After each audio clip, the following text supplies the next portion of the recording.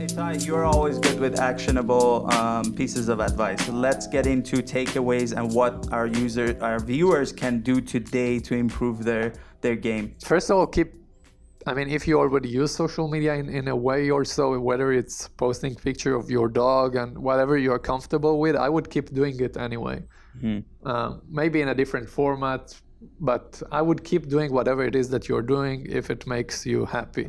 Second, I would recommend to add that layer of value if you can, to create that portfolio if you think that you want to have something to show for. So when you do business with people, whether you like it or not, they are typing your name on Google, checking out your social asset, checking out your business.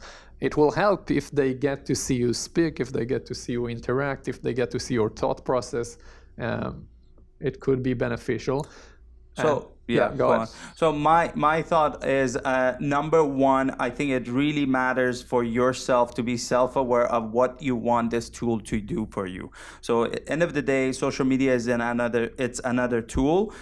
You have to be straight up. What do you want it to do for you? I think the easier thing that applies to almost all viewers is that portfolio thing. People want to know who they're doing business with, want to know who they're interacting with. So being authentic and showcasing your true self, not making it more beautiful, not making your life more miserable or more beautiful, or faking it, the exact who you are. And I always think about it as, traditionally people go on a golf course to get to know each other or their business partner, or they go for coffee.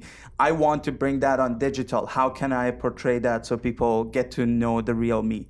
Then from there, if you understand what you want out of it, then you can segment it into, should I be telling a story? Should I be funneling people? How can I get more attention or a better community and build on top of that?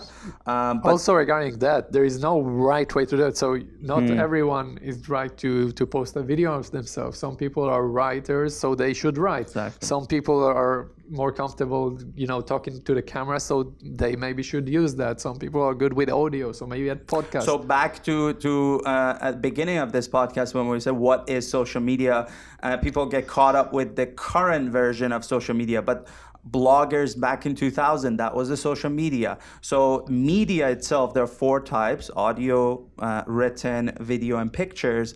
All of it is media. You have to figure out what is your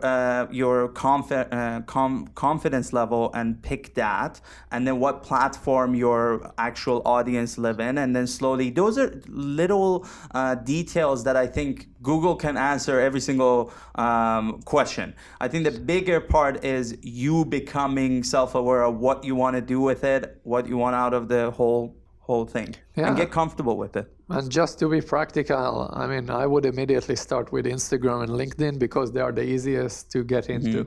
Instagram, anyone has that. You get more versatility than Facebook, I would think. I would think that Facebook is more...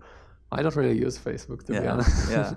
But LinkedIn is also super important in the business context. And, if you do create those pieces of content, it's super valuable to use LinkedIn to put it out there. And different demographics are different. Like I know people who are 30 to 40 years old, they're all on Facebook, their families on Facebook. Our generation is on Instagram, then we have TikTokers. We have all these platforms. I think it's good to be on all of it. Even if you're not posting, have a profile picture and a description just so people can find you.